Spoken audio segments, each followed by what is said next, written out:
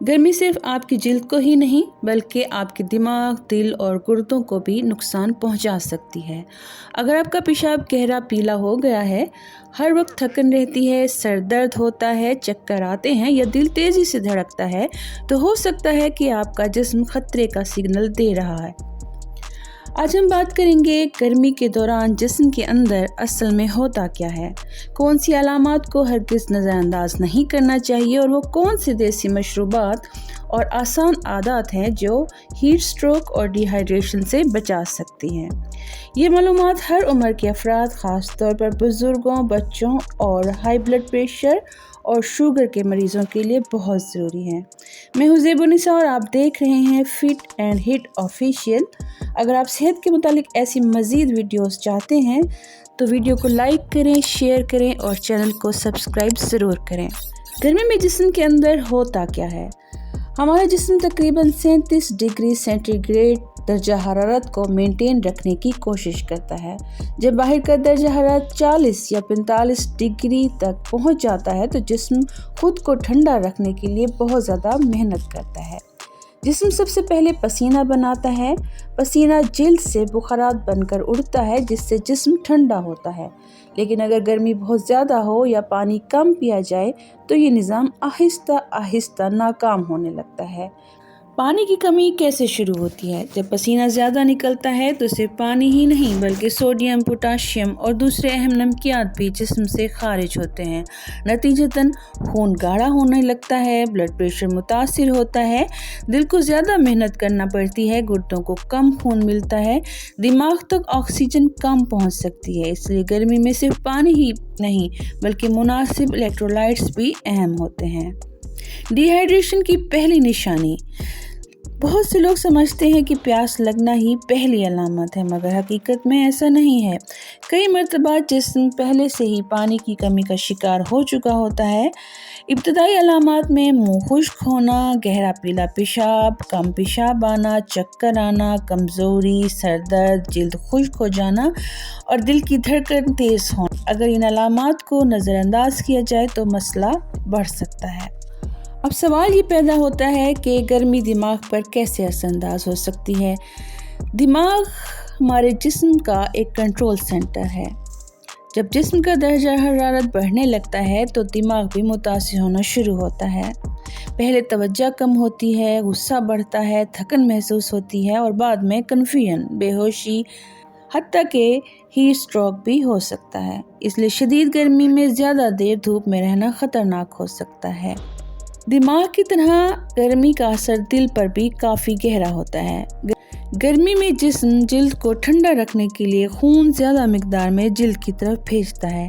इस वजह से दिल तेज़ी से पंप करता है। अगर किसी को पहले से हाई ब्लड प्रेशर, दिल की बीमारी या उम्र ज़्यादा हो तो गर्मी उनके लिए ख़तरनाक साबित हो सकती है। गुर्दों को भी गर्मी वैसे ही नुकसान पहुंचाती है। गुर्दे हमारे जिस्म का फ़िल्टर हैं। ये खून साफ़ करते हैं और फाजिल मादे पेशाब के ज़रिए खारिज करते हैं। जब जिस्म में पानी कम हो जाता है तो गुर्दों तक खून कम पहुंचता है, इसलिए गुर्दों पर दबाव बढ़ जाता है।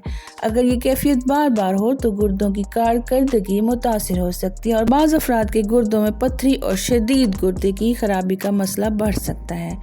इसलिए गर्मियों में पेशाब का रंग नोट करना एक आसान और मुफीद आदत है। अगर पेशाब का रंग हल्का जर्द हो और शिफाफ हो तो अमूमन जिस्म में पानी मुनासिब होता है, जबकि मुसलसल गहरा पीला पेशाब पानी की कमी की साफ अलामत हो सकता है। अब एक सवाल ये पैदा होता है कि गर्मियों में सिर्फ ठंडा पानी ही काफ़ी होता है या कुछ और कुदरती मशरूबात भी हैं जो जिस्म को ज़्यादा बेहतर तरीके से हाइड्रेट रख सकते हैं। सोशल मीडिया पर रोज़ाना दर्जनों नुस्खे मिलते हैं, मगर हर नुस्खा हर शख्स के लिए मुनासिब नहीं होता। सत्तू का शरबत गर्मियों का कुदरती एनर्जी ड्रिंक। अगर पंजाब, सिंध या भारत की देहात में जाएं तो आप देखेंगे कि किसान शदीद गर्मी में भी सत्तू पीते हैं। इसकी वजह सिर्फ रिवायात नहीं बल्कि ग़िज़ाई फ़वाइद भी हैं। सत्तू आमतौर पर भुने हुए चने, गंदम, जौ से तैयार किया जाता है। इसमें प्रोटीन्स, फाइबर, आयरन और कुछ अहम मिनरल्स मौजूद होते हैं। ये जिस्म को तवानाई देता है और देर तक पेट भरा हुआ महसूस होता है। अगर इसमें थोड़ा सा काला नमक और भुना हुआ ज़ीरा शामिल किया जाए तो पसीने से खारिज होने वाले कुछ नमकियात की तलाफ़ी में भी मदद मिल सकती है। ستو بنانے کا طریقہ: 1 گلاس ٹھنڈا پانی یا معمول کا درجہ حرارت والا پانی لیں، 2 کھانے کے چمچ ستو شامل کریں، آدھا چائے کا چمچ بھنا ہوا زیرہ اور چٹکی بھر کالا نمک شامل کریں۔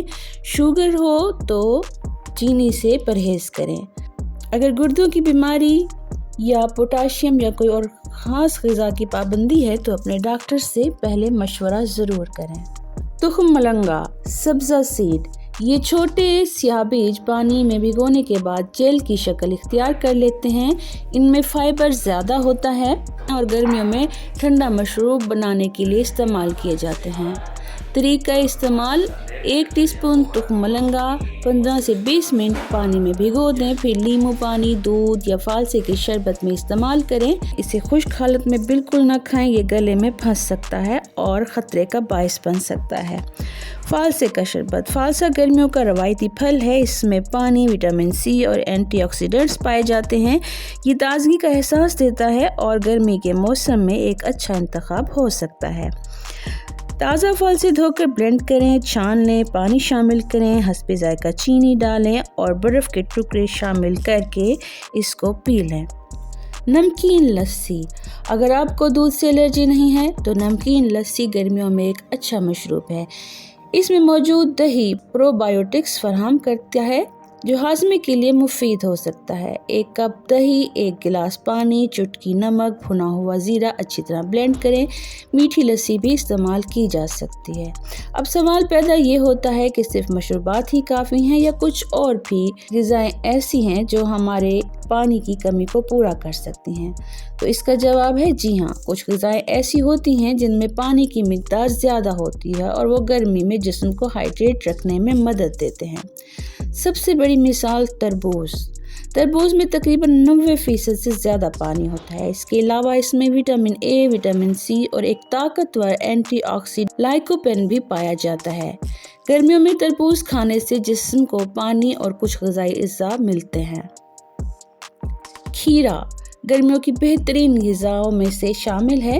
اس میں پانی کی بہت زیادہ مقدار ہوتی ہے۔ اس کے ساتھ فائبر بھی موجود ہوتا ہے جو ہاضمے میں مدد دیتا ہے۔ اسے سلاد میں شامل کریں۔ ناریل کا پانی: اگر تازہ ناریل کا پانی دستیاب ہو تو یہ ایک اچھا انتخاب ہو سکتا ہے۔ اس میں قدرتی الیکٹرولائٹس موجود ہوتے ہیں۔ گردے کے مریض اسے ڈاکٹر سے پوچھ کر استعمال کریں۔ دہی گرمیوں میں کافی مفید ہے۔ اس میں موجود پرو بایوٹکس ہوتے ہیں جو آنتوں کی صحت کے لیے فائدہ مند ہیں۔